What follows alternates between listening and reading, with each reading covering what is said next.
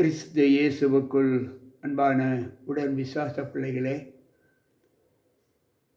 மீண்டும் கர்த்தருடைய பரிசுத்த நாமத்தின் பலத்தோடு இந்த நாளின் கூடுகையில் வந்திருக்கிற உங்கள் அனைவருக்கும் ஆண்டவர் இயேசு கிறிஸ்துவின் நாமத்தின் இந்த நாளின் காலையின் வாழ்த்துக்களை தெரிவித்து, வந்திருக்கின்ற உங்கள் அனைவருக்கும் ஆண்டவர் இயேசு கிறிஸ்துவின் நாமத்தின் நல்வாழ்த்துக்களை தெரிவித்துக் கொள்கிறேன். கர்த்தர் நம்மோடு இருப்பாராக. இந்த நாளிலும் நாம் 35வது சங்கீதத்தை தியானிக்க இருக்கிறோம். ஆண்டவர் இந்த சங்கீதத்தை நமக்கு கொடுத்ததனுடைய நோக்கம், தாவீது தன்னோடு வழக்காடுகிற பிள்ளைகளோடு ஆண்டவருடைய பாதுகாவல் வேண்டும் என்று முறையிடுகிற ஒரு அனுபவ சங்கீதம். அவர் சொல்லுகிறார், கர்த்தாவே, என்னோடு வழக்காடுகளோடு கூட நீர் வழக்காடி என்னோடு யுத்தம் பண்ணுகிறவர்களோடு நீர் யுத்தம் பண்ணும் என்று சொல்லுகிறார். நீர் மகத்துவமும் கேடயத்தையும் பரிசை உடையவர், எனக்கு ஒத்தாசையாக எனக்கு வாரும் என்று சொல்லுகிறார். என் பிராணனை வாங்க தேடுகிற பிள்ளைகளுக்கு நீர் வெட்கத்தை அனுப்பி அவர்கள் கலங்கும்படி செய்யும். எனக்கு தீங்கு நினைக்கிற பிள்ளைகள் நாணமடைவார்கள் என்று சொல்லுகிறார். அவர்கள் காற்று முகத்தில் பறக்கடிக்கிற பதரை போல் ஆவார்கள். கர்த்தருடைய தூதன் அவர்களை காத்து அவர்களை துரத்துவான் என்று ஆண்டவர் சொல்கிறார். அவர்களுடைய வழி இருளும் சறுக்களுமாய் இருப்பதாக, கர்த்தருடைய தூதன் அவர்களை பின்தொடருவானாக. இந்த சங்கீதத்தில் தாவீது ஜெபிக்கிற ஜெபத்தை நாம் பார்த்தால், ஏதோ எனக்கு எதிராளிகளுக்கு தீங்கு செய்ய வேண்டும் என்ற எண்ணம் ஆண்டவரிடத்தில் அவன் விண்ணப்பிக்கிறான். ஆனாலும் அது தாவீதுடைய ஆதங்கம் அல்ல, துன்மார்க்கருடைய பலவீனங்கள், அவர்கள் திரும்ப மாட்டாத ஒரு நிலையில் வாழ்ந்து கொண்டிருக்கிற ஒரு அனுபவத்தை அவன் பார்த்து அப்படி சொல்லுகிறார். அப்பத்திற்காக இச்சகம் பேசுகிற பரியாசக்காரருடைய சேர்த்து கொண்டு என் பேரில் பற்கடிக்கிறார்கள். என்னை எவ்வளவு நிந்தனைக்கு உட்படுத்தி என்னை வேதனைக்கு உட்படுத்துகிற அந்த அனுபவத்தை நான் கண்டிருக்கிறேன் ஆண்டவரே. எனவே என்னுடைய துக்கம் தாழ முடியவில்லை. நான் மிகுந்த பலவீனத்தோடு இருக்கிறேன் அவருடைய செய்கைகளை கண்டு. என்னில் சமாதான குறைவு உண்டு. என்னில் இச்சகம் பேசுகிற நாவு என்னிடத்தில் இல்லாதபடியால் அவர் தங்கள் நினைவுகளின்படி எல்லாம் என்னை பேசி துன்புறுத்துகிறார்கள் என்று தாவீது சொல்கிறார். அன்பு பிள்ளைகளே, இன்றைக்கு நாமும் இந்த நிலையில் அகப்படும் போது நம்முடைய சரீர பலவீனங்கள் நம்ம எவ்வளவாக நெருக்குகிறதோ அவ்வளவுக்கு அவ்வளவு நாம் மனவேதனைப்படுகிற அனுபவத்தை நாம் பெற்றிருக்கிறோம். நமக்கு யாரும் பாதுகாவல் இல்லையே, நாம் இப்படியே இருக்க வேண்டிய சூழ்நிலை நமக்குள்ளாக வருமா என்கின்ற ஒரு ஐயக்கேள்வி இன்றைக்கு நம்முடைய உள்ளத்தில் எழும்புகிறதை நாம் பார்க்கிறோம்.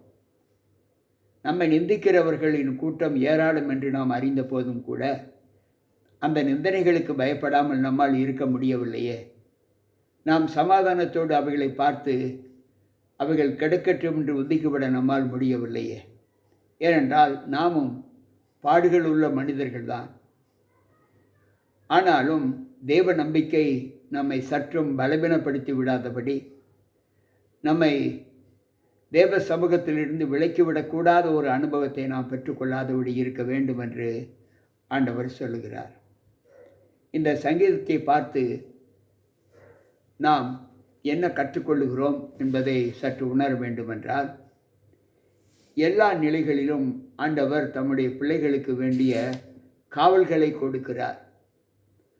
அந்த காவல்களின் பலன் நாம் துன்மார்க்கர் அழிவதை காண்பது அல்ல, துன்மார்க்கர் மனம் திரும்பி நல்லவர்களாக வாழ வேண்டும் என்பதைத்தான் நீங்களும் நானும் காண வேண்டும் என்று ஆண்டவர் விரும்புகிறார். ஆனால் சில நேரங்களில் தாவீது ஜெபிக்கிறார், அவனுடைய மனைவிகள் விதவைகளாக கடவர்கள், அவர்களுடைய பிள்ளைகள் இங்கும் அங்கும் அழிந்து ஓட கடவர்கள் என்று தாவீது சொல்லுகிறார். அன்பு பிள்ளைகளே, அவ்வளவு துக்க எரிச்சல், அவ்வளவு பலவீனத்தில் அவர்கள் அந்த தாவீது உந்தப்பட்டு இருக்கிறார். அவனுக்கு சமாதான குறைவு எவ்வளவு அதிகமாக காணப்பட்டதோ அவ்வளவு மனம் நொந்து போகிறார். இந்த சங்கீதத்தை படித்ததற்கு பின்பு நாம் எந்த நிலையில் ஆண்டவரோடு கூட இருக்க வேண்டும், எந்த நிலைக்குள்ளாய் நாம் நம்மை கட்டுப்படுத்த வேண்டும் என்பதை ஆண்டவர் நமக்கு கற்றுக் கொடுக்கிறார் என்பதை நாம் யோசிப்போம். ஆவியானவர் எந்த ஒரு மனிதனுக்கும் தீங்கு நினைக்க அவர் விருப்பப்பட மாட்டார். அவர் தீங்கு செய்யவும் மாட்டார்.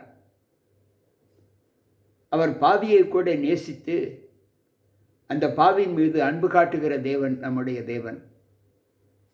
பாவங்களை மன்னிக்கிற தேவன் நம்முடைய தேவன். தூஷணங்களை மறக்கிற தேவன் நம்முடைய தேவன்.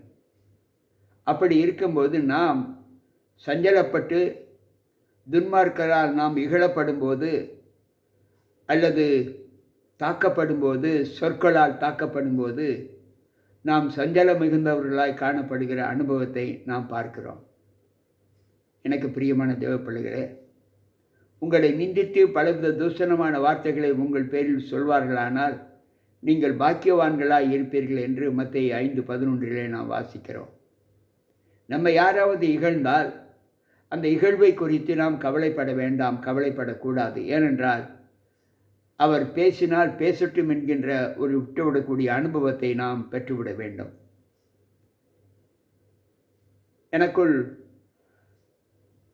இந்த நிலை வரும் வரை நான் ஆண்டவருடைய சமூகத்தை விட்டு ஒரு நாளும் வழிவிலகி சென்று விட மாட்டேன். என்னுடைய மாமிச நிந்தனைகளின் துக்கத்திற்கு நான் என்னை ஒப்புக் கொடுக்க மாட்டேன் என்று நாம் உறுதியாக நிற்க வேண்டும். உலகத்தில் ஆண்டவர் உங்களுக்கு துன்பங்கள் உண்டு, உபத்திரவங்கள் உண்டு, கஷ்டங்கள் உண்டு என்று தான் சொல்லுகிறார். அன்பு பிள்ளைகளை, இன்றைக்கு லோகத்தில் சஞ்சலமில்லாதவர்கள் யார்? உபத்திரவப்படாதவர்கள் யார்? ஒருவருமே இல்லை. எல்லோரும் எல்லாராலும் சஞ்சலப்படுகிறோம், உபத்திரவப்பட்டு கொண்டிருக்கிறோம். அந்த உபத்திரவத்தில் நாம் ஆண்டவரை நினைத்து கொள்ள வேண்டும். ஆண்டவர் நீங்களும் நானும் செய்த தவறுகளுக்காக, பாவங்களுக்காக அவர் எவ்வளவு பெரிய தண்டனையை ஏற்றுக்கொண்டார் என்பதை நாம் நினைவில் கூர்ந்து, கசையடி வாங்கினார். தாகத்திற்கு கூட அவருக்கு தண்ணீர் கொடுக்கவில்லை. அவர் உடுத்தியிருந்த உடைகளை அவர்கள் கிழித்து போட்டு அவரை அரை நிர்வாணமாக்கினார்கள். அவர் தலையின் மேல் முள்முடி சூட்டினார்கள். அவர்கள் போட்டிருந்த அங்கி இரத்தத்தால் சிவப்பு நிறமாக மாற்றப்பட்டது. எவ்வளவு இரத்தம் சிந்தியிருக்கிறார்! அப்போதும் கூட அவர் சிலுவையில் தொங்கும்போது தன்னை ஒப்புக்கொடுத்து தன்னை ஆணி அடித்த அந்த பிள்ளைகளை பார்த்து, ஆண்டவரே, இவர்கள் செய்வது அறியாதென்று செய்கிறார்கள், இவர்களை மன்னியும் என்றுதான் இரக்கச் சொற்களை காண்பித்தார். அப்படிப்பட்ட இரக்கமுள்ள தேவன் நம்முடைய பாவிக்கும் நாம் எந்த நிலையிலும் தீங்கு நினைக்கக்கூடாது என்பதுதான் அவருடைய போதனை. அந்த போதனையில் வந்த நாம் மற்றவர்கள் படும் கஷ்டத்தில் அவர்களுக்கு உதவக்கூடிய ஒரு கரத்தை நாம் நீட்டி நம்மை பங்கு பெற செய்ய வேண்டுமே தவிர, நம்மை நிந்தித்தவர்கள் கஷ்டத்தில் இருக்கும்போது பதிலுக்கு பதில் செய்வதை ஆண்டவர் ஒரு காலம் விரும்ப மாட்டார், அதை ஏற்றுக்கொள்ளவும் மாட்டார். எனவே இந்த சங்கீதத்திலிருந்து நாம் கற்றுக்கொள்ளக்கூடிய ஒரு நல்ல பாடம், நாம் பதிலுக்கு பதில் செய்யாமலும் தீமைக்கு தீமை செய்யாமலும், தீமையினால் வெல்லாமல் தீமையை நன்மையினால் வெல்லு என்றுதான் வேதம் நமக்கு கற்றுக் கொடுக்கிறது. அந்த போதனையிலே இந்த 35வது சங்கீதத்திலிருந்து நாம் கற்றுக்கொள்ள ஒரு பாடம், நாம் எல்லா நிலைகளிலும் நாம் அனுபவிக்கிற ஒரு அனுபவத்தை பெற்று ஆண்டவரை நினைத்து நம்முடைய பாடுகளை நாம் சகித்து கொள்ள வேண்டும் என்று நாம் இந்த சங்கீதத்திலிருந்து கற்றுக்கொண்டோம். கேட்டுக்கொண்டிருக்கிற அன்பான தேவ பிள்ளைகளை, இந்த அனுபவத்தை நானும் பெற வேண்டும் என்று விரும்புகிற பிள்ளைகள் என்னோடு கூட ஜெபிக்க வாருங்கள்.